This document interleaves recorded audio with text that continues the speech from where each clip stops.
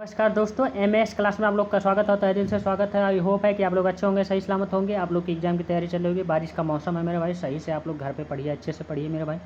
Online पढ़े, बढ़िया से सही सलामत पढ़े मेरे भाई। जो कि लखनऊ जो भी हैं लखनऊ के रहने वाले, उनके लिए तो दिक्कत है। बाकी गाँव में हर एक जगह बारिश हो रही है इतना समय। पूरे उत्तर प्रदेश में बारिश हो रही है मेरे भाई, और ज़रूरी भी था यार। बहुत अच्छा हुआ, भगवान से प्रे था कि बारिश हो ही जाए, क्योंकि गर्मी बहुत ज़्यादा पड़ रही थी। पढ़ाई में बहुत दिक्कत होती थी, मेरे साथ ऐसे खुद होती थी, क्योंकि ज़्यादा देर पढ़ने में थोड़ा बहुत सर वर में प्रॉब्लम होने रहती है। तो इसलिए मेरे भाई बहुत ज़रूरी है। तो आप लोग को आज मैं पढ़ाने वाला हूँ मेरे भाई। जो भी आप लोग जो है, मेरे पास प्रेजेंट टाइम में लखनऊ यूनिवर्सिटी का सिलेबस है। ये मुस्लिम लॉ मेरे भाई, जो एलएलबी कर रहे हैं या एलएलबी से रिलेटिव कोई भी एग्ज़ाम की तैयारी कर रहे हैं मेरे भाई। आप लोग पीसीएसजे, यूपीओ, या आप लोग जो है मतलब जुडिशरी लेवल से किसी भी क्षेत्र में आप लोग तैयारी कर रहे हैं, किसी भी यूनिवर्सिटी से आप लोग जो आप लोग एलएलबी की डिग्री ले रहे हैं 5 ईयर 3 ईयर, तो उन लोगों के लिए बहुत इंपॉर्टेंट है ये सेशन, बहुत ही इंपॉर्टेंट है। तो मुस्लिम लॉ का एक पार्ट है मेरे भाई लखनऊ यूनिवर्सिटी के सेकंड सेमेस्टर के प्रेजेंट टाइम में। मैं सेकंड सेमेस्टर के ही लिए पढ़ा रहा हूँ। बाकी आप लोग सब लोग पढ़ सकते हैं, कोई दिक्कत नहीं है मेरे भाई। तो मेरे चैनल को सब्सक्राइब करिएगा, अगर अच्छा लगेगा वीडियो तो लाइक करिएगा, लास्ट तक देखिएगा मेरे भाई। और अधिक से अधिक शेयर करिए लोगों के बीच में, जो कि मैं हर एक चीज़ देते रहता हूँ मेरे भाई। कोई भी यूनिवर्सिटी से रिलेटिव कोई भी जानकारी, अपडेट टू अपडेट, कोई भी एग्जाम आए, कोई भी फॉर्म निकले, कैसे भरा जाएगा, कैसे क्या, सब चीज़ें देता हूँ। मोटिवेशन भी देता हूँ। बाकी स्पीकिंग कोर्स भी चल रहा है मेरे भाई, बहुत जल्दी स्पीकिंग कोर्स आप लोग का अमेरिकन लैंग्वेज में मैं चलाने वाला हूँ। मैं ट्रेनर, मतलब प्रेजेंट टाइम में ट्रेनिंग चल रही है हमारी, बस कंप्लीट होने वाली है। तो मैं ऑलरेडी मैं सब चीज़ें लाऊंगा मेरे भाई। तो आपको हर एक चीज़ मिलेगी। तो मुझे ज़रूर जो है लाइक करिएगा, सब्सक्राइब करिएगा मेरे भाई। मेरे चैनल को नहीं होंगे तो बेल आइकन जरूर दबा दीजिए, जो कि मैं कोई भी वीडियो डालूँ तो आपके पास पहुँच जाए मेरे भाई। क्योंकि लाइव भी चलता है सेशन। ये तो नोट्स के माध्यम से पढ़ाना था, इसलिए लाइव नहीं चला मेरे। तो जैसे हम लोग पढ़ेंगे मुस्लिम लॉ का एक टॉपिक है मेरे भाई, हीबा, जिसे हम लोग कहते हैं गिफ्ट, गिफ्ट या उपहार जिसे हम लोग कहते हैं, गिफ्ट उपहार जो भी दे। हीबा का अर्थ है परिभाषा, आवश्यकता तो क्या है, इसके बारे में सब लोग पढ़ेंगे मेरे भाई। चलिए एक बार पूरी तरह मेरे भाई डिटेल से पढ़ेंगे, बहुत अच्छे तरीके से। मैं अपने खुद के द्वारा मतलब 3 से 4 बार कई बार पढ़ा मेरे भाई, जो नहीं समझ में आता अचानक आपको नहीं समझ, लेकिन मेरे लेक्चर को एक बार देख लीजिए पूरा, वास्तव में कह रहा हूँ समझ में आ जाएगा। देखिए क्या है, देखिए मुस्लिम लॉ में कोई भी मुस्लिम व्यक्ति अपनी जो है संपत्ति का 1/3 हिस्सा, देखिए ये तो ना आपको बुक में मिलेगा, नहीं तो कॉपी मिलेगा, नहीं किताब में, कहीं नहीं मिलेगा आपको। मैं चीज़ें बहुत ड्राइव करके लिखा हूँ। कहीं ये मिले, यहाँ मिलेगा, कहीं ये चीज़ यहाँ मिलेगा, कहीं ये चीज़ कई जगह से ला करके छाड़ करके आऊँ अपने हिसाब से, जो कि आपको एकदम एक बार पढ़ेंगे अपने आप समझ में। लेकिन भाई मैं कोशिश करूँगा कि आप लोग को एकदम अच्छे से समझ में आ जाए। समझा दूंगा जो चीज़ इंपॉर्टेंट वर्ड है, नहीं तो आपको एक बार पढ़ लेंगे तभी, क्योंकि समझा के लिखा ही हूँ। कहा गया है कि जो है मुस्लिम लॉ में कोई भी मुस्लिम व्यक्ति अपनी संपत्ति का 1/3 हिस्सा ही वसीयत कर सकता है। 1/3 हिस्सा, ऐसा हिस्सा वह किसी बाहरी व्यक्ति को वसीयत कर सकता है। जो उत्तराधिकारी जो है शरीयत द्वारा तय किए गए हैं, उन्हें वसीयत अन्य उत्तराधिकारी की सहमत द्वारा ही की जा सकती है। परंतु मुस्लिम लॉ में हीबा नाम की एक जो है व्यवस्था रखी गई है, जिसे दान या गिफ्ट कहा जाता है। मुस्लिम लॉ में जो है संपत्ति का हीबा के माध्यम से दान किया जाता है। हीबा क्या है? हीबा दान और गिफ्ट का एक ही रूप है, जिसमें कोई भी व्यक्ति अपनी संपत्ति को किसी अन्य को पूरी तरह मेरे भाई दान कर सकता है। कोई भी व्यक्ति अपने द्वारा अर्जित की गई संपत्ति को ही किसी अन्य को जितनी चाहे उतनी हिबा कर सकता है। एक मुसलमान व्यक्ति को अपनी संपत्ति को हिबा करने के लिए जो है अनियंत्रित अधिकार दिए गए हैं। हिबा का शाब्दिक अर्थ है बिना किसी आर्थिक प्रतिफल के रूप के अन्य की संपत्ति जो है पूरी तरह हर की हावी होना, पूरी तरह उस पर कब्जा कर लेना, ये चीज़ें कही। जो व्यक्ति अंतरण करता है उसे देखिए वाहिब या दाता कहते हैं। जिसे अंतरित की जाती है उसे जो है मोहिबू लुया दान ग्रहिता कहते हैं मेरे भाई। बड़ा थोड़ा अजीब नाम है मेरे भाई, समझ सकते हैं मुस्लिम लॉ है तो थोड़ा अजीब नाम रहेगा। देखिए हिबा की परिभाषा क्या है, तो हिदाया ने कहा आर्थिक प्रतिफल जो है बिना किसी अन्य के संपत्ति पर हावी होना, इसे हिबा ही कहते हैं। हिबा की जो है परिभाषा में इसका अर्थ है कि एक व्यक्ति द्वारा दूसरे को बिना किसी विनियम के तुरंत ही की गई संपत्ति का अंतरण, इसे ही हम लोग हिबा कहते हैं। सिंपल समझ। मुल्ला ने कहा है, क्या कहा है देखिए, हिबा जो है असल में संपत्ति का हस्तांतरण है। मुल्ला की परिभाषा से मालूम होता है कि वह केवल जो है हिबा को एक संपत्ति का हस्तांतरण बता रहे हैं। हिबा में किसी प्रकार का कोई प्रतिफल नहीं होता। सिंपल समझ।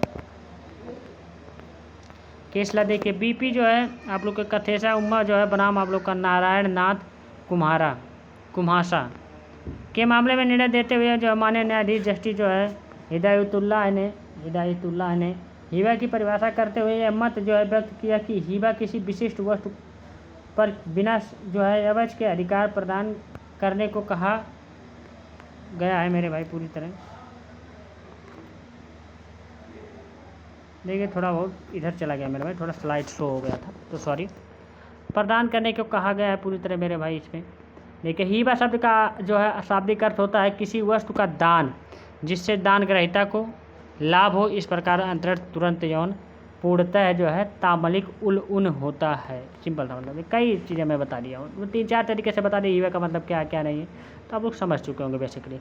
हिबा के आवश्यक तत्व क्या है, शर्तें क्या है, ये चीज़ें हम लोग जानेंगे। देखिए मुस्लिम विधि में हिबा जो है अवधारणा के कुछ जो है आवश्यक तत्व है निकल कर जो है सामने आते हैं भी प्रेजेंट में करते हैं निकल कर सामने आते हैं।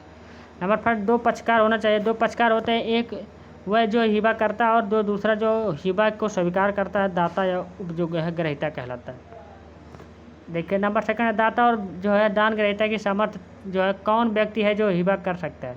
हिबा करने वाले व्यक्ति को देखिए मेरे भाई दाता कहा जाता है तथा लेने वाले व्यक्ति को दान ग्रहीता कहा जाता है। दोनों की जो है सामर्थ्य होना चाहिए जो कि मुस्लिम विधि में दी गई है, जो कि निम्न है मेरे भाई पूरी तरह।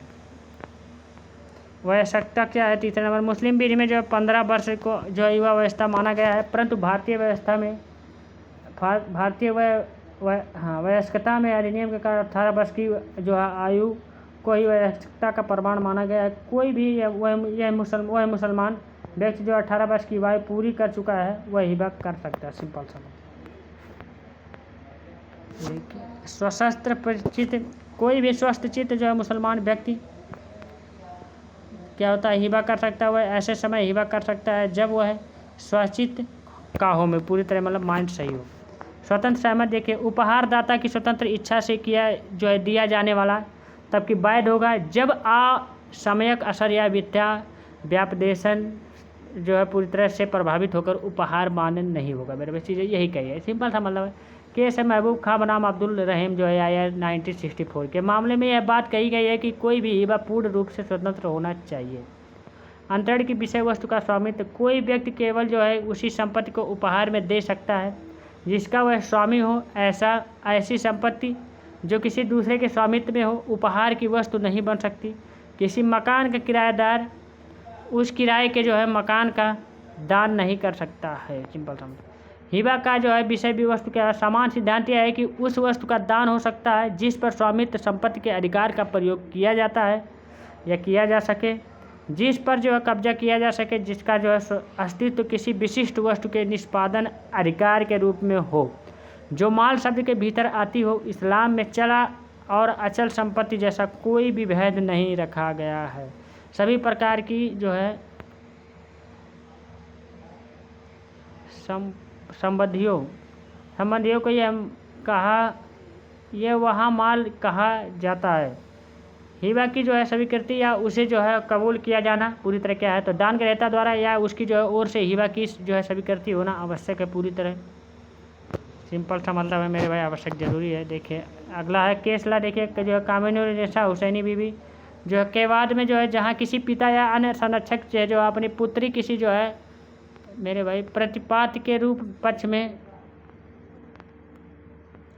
पक्ष में कही गई कि है कि यदि दान की घोषणा कथा स्वीकृति शब्दों में न किए जाए परंतु जो है पक्षकारों के आचरण से स्पष्ट हो तो भी यही बाकी मान्यता के रूप में पर्याप्त होता है। हिबा का कबूल किया जाना जो है नितांत आवश्यक होता है। यदि हिबा कबूल नहीं किया जा सकता है, कबूल नहीं किया जाता तो वह पूरी तरह शून्य होगा। हिबा को कबूल करना जरूरी है मेरे भाई, नहीं करेंगे तो आप लोग शून्य हो जाएगा। कब्जे का प्रदान देखिए यह हिबा का महत्वपूर्ण पक्ष है जिसे जो है हिबा की जाने वाली संपत्ति का प्रदान आवश्यक होता है। यह हिबा की मान्यता के लिए यह आवश्यक तथ्य है। यदि हिबा करते समय उसका जो है कब्जा नहीं किया गया है तो हिबा का मान्य नहीं होगा पूरी तरह। देखिए मेरे भाई हिबा संबंधी मुस्लिम भी जो है